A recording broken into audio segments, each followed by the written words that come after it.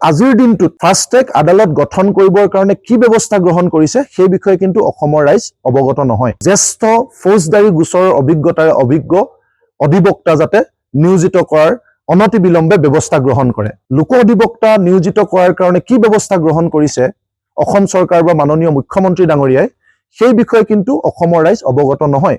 কাইলৈ 16 ডিচেম্বৰ অসমীয়াৰ হিয়াৰ আমঠু জুবিন গাৰ্গৰ হত্যাকাণ্ড বিচাৰ প্ৰক্ৰিয়া আদালতত আৰম্ভ হ'ব, যাৰ বাবে আচলতে অসমৰ প্ৰতিগৰাকী ৰাইজ অধিক উৎকণ্ঠাৰে বাট চাই ৰৈ আছে।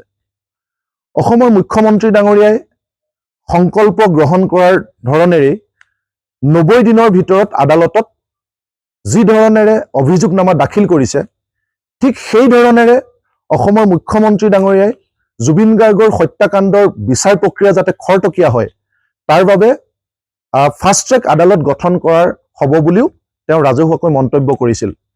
কিন্তু আজিৰ দিনটোত ফাষ্ট ট্ৰেক আদালত গঠন কৰিবৰ কাৰণে কি ব্যৱস্থা গ্ৰহণ কৰিছে সেই বিষয়ে কিন্তু অসমৰ ৰাইজ অৱগত নহয়। SITয়ে অভিযোগনামা প্ৰস্তুতকৰণৰ সময়ত অসম চৰকাৰৰ এডভোকেট জেনেৰেল গৰাকীৰ লগত আলোচনাত মিলিত হোৱা বুলিও সংবাদ মাধ্যমৰ জৰিয়তে অসমৰ ৰাইজে জানিব পাৰিছিল।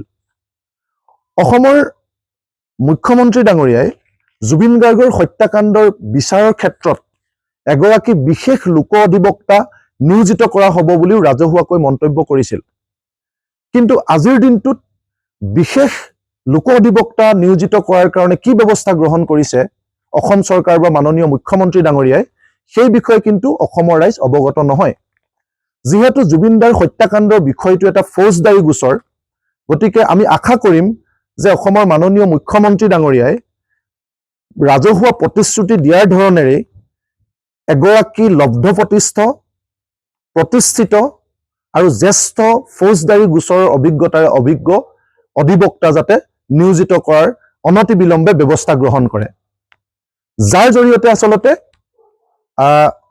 সন্দেহাতীতভাৱে অভিযোগ নামা অনুসৰিয়ে যাতে প্ৰতিটো অভিযোগ আদালতৰ মজিয়াত এষ্টাব্লিছ হয় আৰু জুবিন গাৰ্গ ডাঙৰীয়াৰ পৰিয়ালৰ লগতে অসমৰ ৰাইজে যাতে আশা কৰা ধৰণেৰে ন্যায় লাভ কৰে।